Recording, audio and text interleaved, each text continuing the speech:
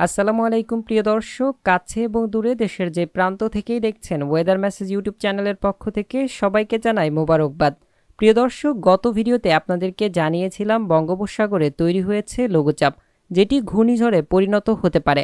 পূর্বাভাস অনুযায়ী লঘুচাপটি নিম্নচাপ এবং পরবর্তীতে গতকালই ঘূর্ণিঝড়ে পরিণত হয়েছে। আজ এটি সিভিয়ার সাইক্লোনে পরিণত হয়ে ক্রমশ অন্ধ্রপ্রদেশের উপকূলের দিকে এগিয়ে যাচ্ছে।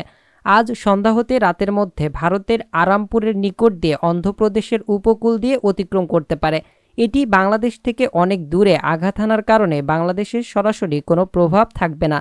তবে এর দূরবর্তী প্রভাবে আগামীকাল থেকেই খুলনা বিভাগ হয়ে দেশে বৃষ্টি প্রবেশ করতে পারে এবং পর্যায়ক্রমে ভারতের উপর দিয়ে বাংলাদেশের নিকটবর্তী হওয়ার সাথে সাথে দেশে বৃষ্টি বৃদ্ধি পাবে এবং প্রায় দেশে 2 থেকে 3 তারিখ পর্যন্ত বৃষ্টি অব্যাহত থাকতে পারে। এই সময় সর্বাধিক সক্রিয় থাকবে রংপুর, রাজশাহী ও ময়মনসিংহ বিভাগ। এছাড়াও বেশ সক্রিয় থাকবে ঢাকা বিভাগ, মাঝারি ধরনের সক্রিয় থাকতে পারে খুলনা ও সিলেট বিভাগ।